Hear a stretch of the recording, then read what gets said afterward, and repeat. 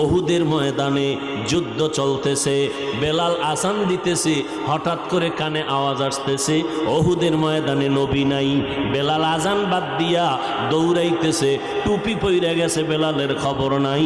নবীর মোহাব্বতে দৌড়াইতেছে, আমার নবীর কি হাল। একজন মহিলা নবীর বড় আশিকা, খবর শুনছে ওহুদের ময়দানে নবী নাই, দৌড়াচ্ছে। ইহুদি বেঈমানরা কয় তোমার পোলাটা মইরা গেছি।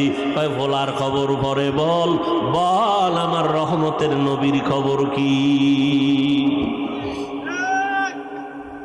নবীর জন্য নিবেদিত প্রাণ একজন আল্লাহর বান্দি, ওই নবীর মোহাব্বত অন্তরে জমা করে নাও রে বাবা।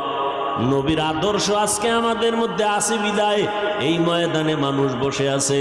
নগদ কিছু হাতে তো দেওয়ার কোনো বয়ান এখানে হয় না, দেখানোরও হয় না। জান্নাতের বয়ান চলছে, দেখানো যাবে না।